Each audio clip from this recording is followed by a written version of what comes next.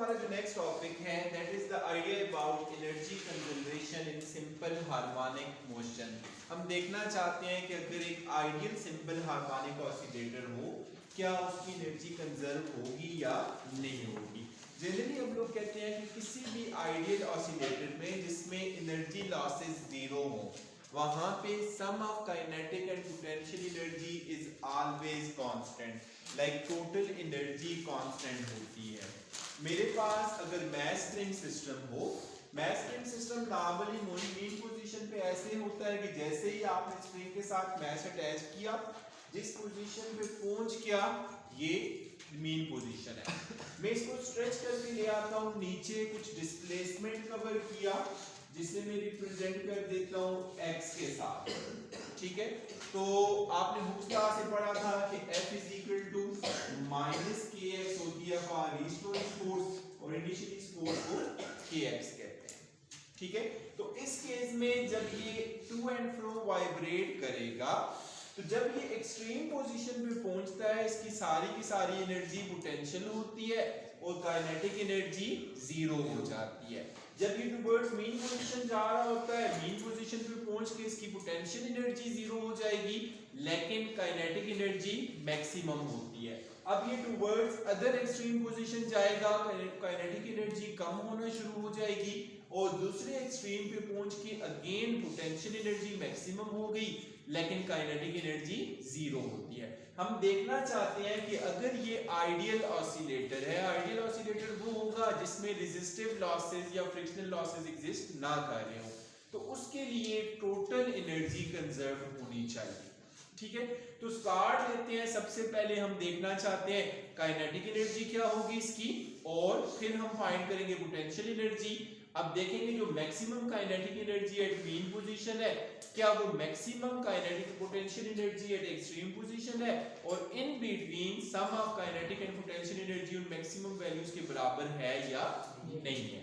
तो इनिशियली हम स्टार्ट ले रहे हैं for kinetic energy of mass spring system. हमने कहा था काइनेटिक एनर्जी फाइंड करने का फार्मूला होता है 1/2 mv², जिसमें m mass of the object होता है और v velocity of the object है। अब इस केस में कोई भी जो सिंपल हार्मोनिक ऑसिलेटर होता है उसकी वेलोसिटी फाइंड करने के लिए कल हमने वेलोसिटी ऑफ प्रोजेक्शन वाली टेक्निक यूज की थी लास्ट टॉपिक में।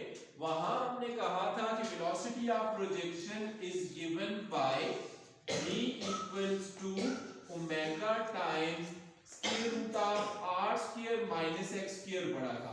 तो r को इधर मैं x नॉट का नाम दे देता हूं।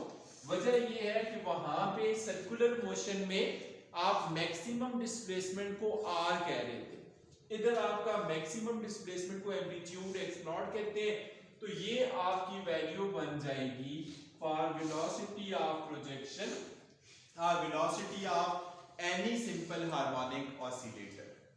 अब काइनेटिक एनर्जी का जो एक्चुअल फार्मूला है वो ये है, वेलोसिटी का फार्मूला ये है। सो अगर मैं लेट्स से इसे इक्वेशन नंबर 2 का नाम दे देता हूं और इक्वेशन नंबर 2 को इक्वेशन नंबर 1 में सब्स्टिट्यूट करता हूं तो हमारे पास जो रिजल्ट आएगा वो कुछ इस तरह से बनेगा, kinetic energy equals to 1/2 mv का स्क्वायर। तो v की जगह आप ये वैल्यू लेके इसका स्क्वायर ले सकते हैं। तो it means that kinetic energy हम इंस्टेंटेनियस फाइंड कर रहे हैं। इंस्टेंटेनियस काइनेटिक एनर्जी वो होगी जो कि किसी भी पॉइंट पे आप अप्लाई कर सकते हैं, मीन पोजीशन पे भी और एक्सट्रीम पोजीशन पे भी। जब हम इसकी वैल्यू लेंगे ये कुछ इस तरह से बनेगा 1/2 mv का स्क्वायर है, v की जगह ये वैल्यू पुट कर दें, ये बनेगा omega times square root of x square minus x not square minus x square और होल का स्क्वायर। जब आप इसको सॉल्व करेंगे तो ये कुछ इस तरह से बनेगा 1/2 m, पहले आ गया ओमेगा का स्क्वायर अलग ले लेते हैं, उसके बाद x not square minus x square का जब स्क्वायर स्क्वायर रूट से कैंसिल हो जाएगा तो ये बनेगा x not square minus x square. ये हमने काइनेटिक एनर्जी मिल गई इंस्टेंटेनियस। और यहां पे अगर आप देखें ये m omega square, mass spring system के लिए आप लोगों ने पढ़ा हुआ है कि omega square equals to k divided by m होता है। तो अगर मैं इस m को उठा के इधर ले आऊं तो जो k बनेगा that will look like m omega square. तो यहाँ पे m ओमेगा स्क्वायर की जगह हम लोग स्प्रिंग कांस्टेंट k भी लिख सकते हैं। तो जब इसकी जगह k लिखा तो काइनेटिक एनर्जी इंस्टेंटेनियस हमारे पास आएगी half k x not square minus x। ये इंस्टेंटेनियस काइनेटिक एनर्जी का रिजल्ट बन गया, जिसे मैं फर्ज किया इक्वेशन नंबर ए का नाम दे देता हूं। ये एक इंपॉर्टेंट रिजल्ट है। अब आप लोग गेस करके बताइए कि अगर काइनेटिक एनर्जी इंस्टेंटेनियस ये बनी है तो मैक्सिमम काइनेटिक एनर्जी किस जगह पे होती है? जब वो बॉडी मीन पोजीशन पे हो या एक्सट्रीम पोजीशन पे हो? शाबाश, मीन पोजीशन पे मैक्सिमम होनी चाहिए। मीन पोजीशन पे मैक्सिमम होने की वजह क्या है? यहां पे x आपका 0 हो जाएगा। तो जब x 0 हुआ तो हम कह सकते हैं now kinetic energy maximum is equal to, ये बनेगा हाफ k x नॉट का स्क्वायर माइनस 0 का स्क्वायर, या इसे हम लिख सकते हैं half k x not square. ये आपको वैल्यू मिल गई काइनेटिक एनर्जी मैक्सिमम। सो हमें मैक्सिमम काइनेटिक एनर्जी भी मिल गई है और इंस्टेंटेनियस काइनेटिक एनर्जी भी मिल गई। अब इसी तरह से हम लोग फाइंड करना चाहेंगे क्या इसकी पोटेंशियल एनर्जी का जो रिजल्ट आता है वो क्या बनना चाहिए।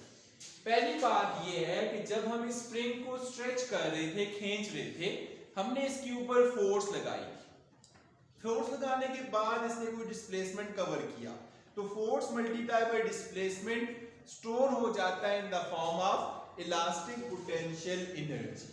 सो यहाँ पे पोटेंशियल एनर्जी फाइंड करने के लिए हम लोग मेथड यूज करते हैं, और जो पोटेंशियल एनर्जी का रिजल्ट बनेगा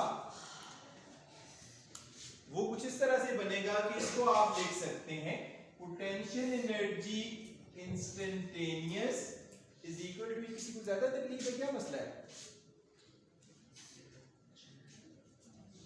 अब आपके पास जो पोटेंशियल एनर्जी इंस्टेंटेनियस बनेगी वो लिखी जा सकती है equal to work done. Work is given by F dot S, और फोर्स हम लिखते हैं नॉर्मली, देखिए फोर्स के बारे में आप लिखते हैं कि F is equal to kx है। जो मैक्सिमम फोर्स होगी वो आनी चाहिए like kx। Initially minimum force क्या होगी? 0। तो एवरेज फोर्स क्या होनी चाहिए? देखिए इनिशियली एवरेज की अगर हम बात करें तो ये force number 1 plus force number 2 divided by 2 होता है। इनिशियली बॉडी के ऊपर फोर्स 0 है, फाइनली इसको आप लिख सकते हैं kx डिवाइडेड बाय 2, तो ये बनेगा 1/2 kx। सो ये आपको अमाउंट लाइक जितना अमाउंट ऑफ फोर्स हमें रिक्वायर्ड है इसको मूव करवाने के लिए वो बनेगी 1/2 kx। एंगल क्योंकि जिस डायरेक्शन में फोर्स लगा रहे हैं डिस्प्लेसमेंट भी उधर है, तो एंगल 0 डिग्री होगा, cos 0 इक्वल टू 1 है, और s की जगह हम x लिख सकते हैं। अब अगर आप इसको सॉल्व करें, जो पोटेंशियल एनर्जी इंस्टेंटेनियस बनेगी that can be written as half k x square. ये एक और इंपॉर्टेंट रिजल्ट आ गया जिसे आप रिजल्ट नंबर, इसको अगर A कहा था तो इसको हम B कह देते हैं। तो अगर आप देखें इंस्टेंटेनियस काइनेटिक एनर्जी के बारे में आपने कहा था वो किसके बराबर थी? Half k x not square minus x square. अब हम इंस्टेंटेनियस पोटेंशियल एनर्जी के बारे में कह रहे हैं वो क्या है? हाफ के एक्स स्क्वायर। अब पोटेंशियल एनर्जी मैक्सिमम हमेशा किस जगह पे होती है? एक्सट्रीम पोजीशन पे। तो एट एक्सट्रीम पोजीशन अगर आप रिजल्ट देखें, ये कुछ इस तरह से बनेगा कि आप इसको इस तरह से लिख सकते हैं, x equals to x naught. That implies that your potential energy maximum will become equal to half k x naught का स्क्वायर। अब देखिए, जो आपने ये वैल्यू ली थी इंस्टेंटेनियस काइनेटिक एनर्जी की, ये वैल्यू ली इंस्टेंटेनियस पोटेंशियल एनर्जी की, आपकी जो मैक्सिमम काइनेटिक एनर्जी आई थी वो कितनी आई थी? हाफ के एक्स नॉट स्क्वायर था, और ये किस पोजीशन पे था? मीन पे। ऑन द अदर हैंड ये वाली मैक्सिमम वैल्यू किधर आ गई है? It is on extreme position. ठीक है, अब उसके बाद आप टोटल एनर्जी लेना चाहें तो टोटल एनर्जी क्या होगी? Instantaneous kinetic plus instantaneous potential होनी चाहिए, और उन दोनों को जब सम करेंगे तो वो मैक्सिमम पोटेंशियल और मैक्सिमम काइनेटिक के बराबर होनी चाहिए। सो नाउ अगर आप टोटल एनर्जी लेना चाहते हैं तो total energy is the sum of kinetic energy instantaneous plus potential energy instantaneous. Values अगर आप सब्स्टिट्यूट करें तो काइनेटिक एनर्जी इंस्टेंटेनियस को आप लिख सकते हैं हाफ के x naught square minus x square, plus potential energy instantaneous को आपने लिखा हाफ के एक्स का स्क्वायर। अब अगर आप हाफ के को मल्टीप्लाई कर दें ब्रैकेट में तो ये बनेगा हाफ के x naught square minus half के एक्स स्क्वायर प्लस हाफ के एक्स स्क्वायर। तो यहां पे कौन कौन सी वैल्यूज कैंसिल हो जानी चाहिए?